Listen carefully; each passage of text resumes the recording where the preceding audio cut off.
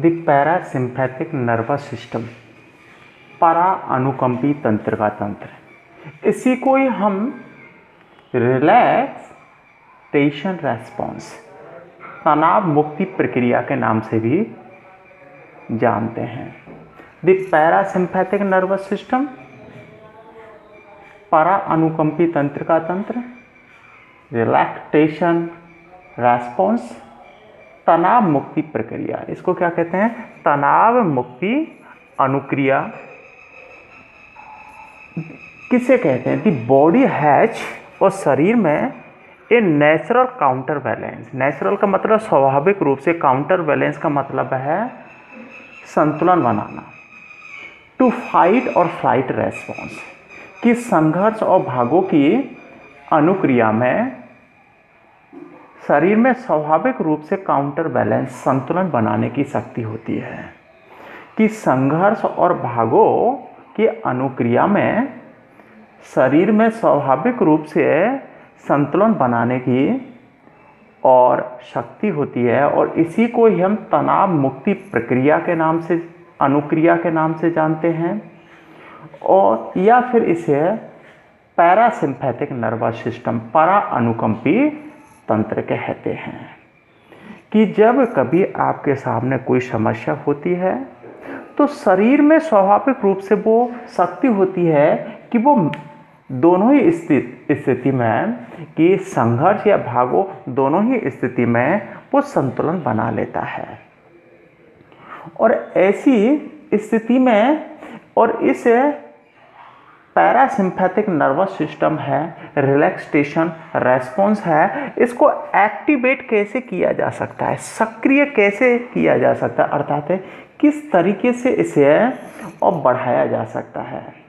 कि देखो कि ये एक्टिवेट कैसे हो जाता है अचानक ही, व्हेन द थ्रेट या स्ट्रेसर, जब कोई चुनौती होती है या तनाव हैज पास्ट, गुजर जाता है या समाप्त हो जाता है, तो तुरंत ही क्या है, ये एक्टिवेट हो जाता है।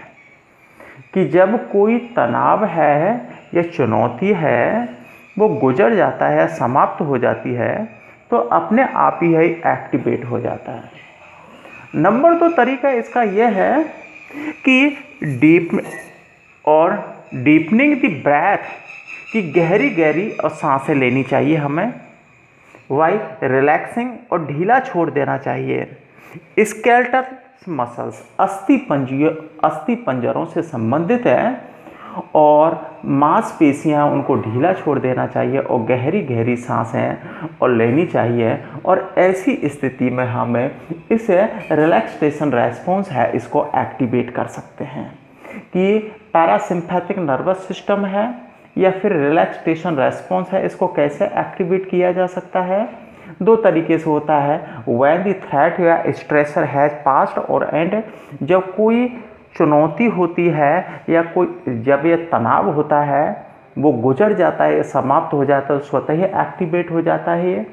और अगर ऐसा नहीं होता है तो आपको क्या करना है कि डीपनिंग द ब्रेथ, गहरी गहरी सांसें लेनी है।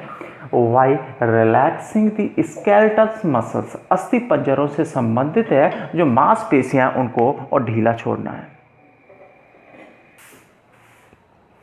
The impact of A parasympathetic nervous system on the body, परा अनुकंपी तंत्र का शरीर पर क्या प्रभाव पड़ता है?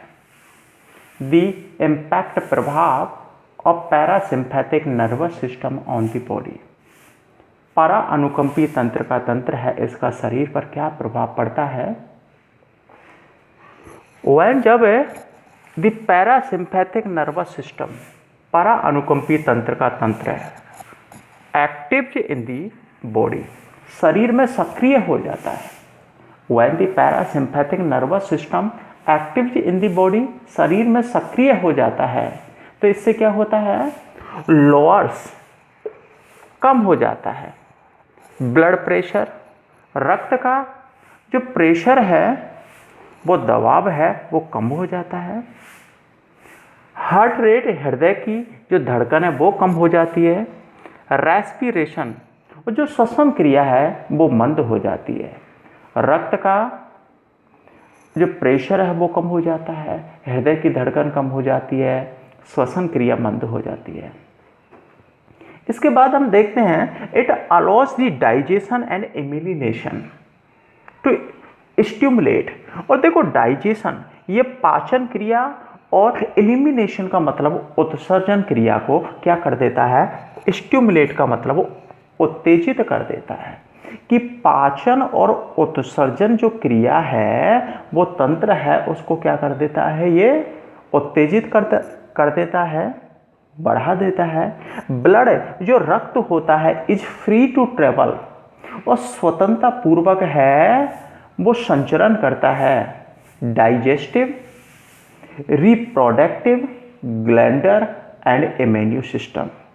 डाइजेस्टिव का मतलब है एक तरीके से डाइजेस्टिव पाचन क्रिया में, उत्सर्जन या रिप्रोडक्टिव का मतलब है प्रजनन में, ग्लैंडर का मतलब ग्रंथियों में, और इम्यून सिस्टम और प्रतिक्षरण तंत्र में क्या करता है, स्वतंत्रता पूर्वक और संचरण करता है। Blood is free to travel, स्वतंत्रता पूर्वक संचरण करता है।